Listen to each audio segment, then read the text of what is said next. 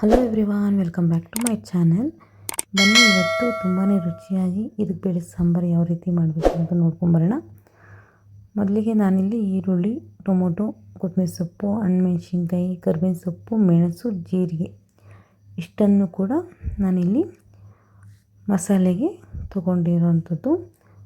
ನಾನೀಗ ಹುರ್ಕೊಳಕ್ಕೋಸ್ಕರ ಈರುಳ್ಳಿ, ಜೀರಿಗೆ, ಸ್ವಲ್ಪ ಎಣ್ಣೆ, ಮೆಂತ್ಯಕಾಳು ಮತ್ತು ಹಣ್ಣುಮೆಣಸಿನಕಾಯಿ ಅಥವಾ ಒಣಮೆಣಸಿನ್ಕಾಯಿ ಕೂಡ ನೀವು ಯೂಸ್ ಮಾಡ್ಕೊಬೋದು.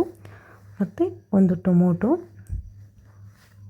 ಉದ್ದಗಚ್ಚಿ ಇಟ್ಟಿರೋದು, ಕರಿಬೇವಿನ ಸೊಪ್ಪು ಮತ್ತು ಕೊತ್ತಂಬರಿ ಸೊಪ್ಪು ಇಷ್ಟನ್ನು ಹಾಕಿ ಚೆನ್ನಾಗಿ ನಾವು ಸ್ವಲ್ಪ ಹುರ್ಕೊಬೇಕು.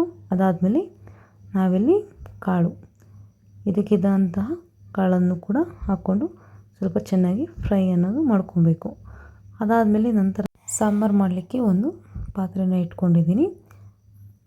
ಪಾತ್ರೆ ಕಾದ್ಮೇಲೆ ಒಂದು ಸ್ವಲ್ಪ ಎಣ್ಣೆ, ಒಗ್ಗರಣೆಗೆ ಎಣ್ಣೆ, ಸಾಸಿವೆ, ಈರುಳ್ಳಿ, ಕರಿಬೇವಿನ ಸೊಪ್ಪು ಇದನ್ನೆಷ್ಟು ಹಾಕಿ ಸ್ವಲ್ಪ ಫ್ರೈ ಅನ್ನೋದು ಮಾಡ್ಕೊತೀನಿ.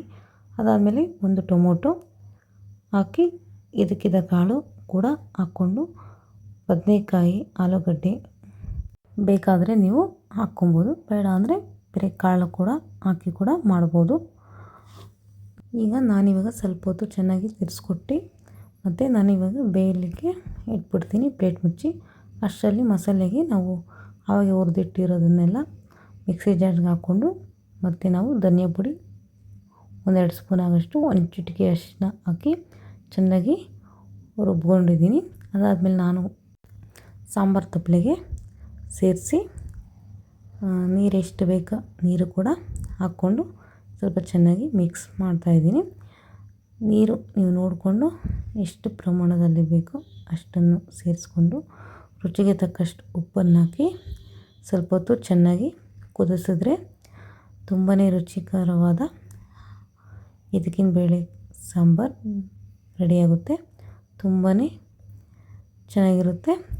ಮತ್ತು ಅವರೆಕಾಯಿ ಸೀಸನ್ ಇನ್ನೇನು ಮುಗಿತಾ ಬರುತ್ತೆ. ಒಮ್ಮೆ ಮಾಡಿ ಈ ರೀತಿ ಒಮ್ಮೆ ಮಾಡಿ ನೋಡಿ, ಟೇಸ್ಟು ಕೂಡ ತುಂಬಾ ಚೆನ್ನಾಗಿರುತ್ತೆ. ಇದು ಮುದ್ದೆಗೆ ಮತ್ತು ಇಡ್ಲಿ ಕೂಡ ತುಂಬಾ ಚೆನ್ನಾಗಿರುತ್ತೆ. ನಾನಿವತ್ತು ಇಡ್ಲಿ ಜೊತೆ ಇದು ಬೇಳೆ ಸಾಂಬಾರು ಮಾಡಿರೋವಂಥದ್ದು. ಒಮ್ಮೆ ಮಾಡಿ ನೋಡಿ. Thank you for watching.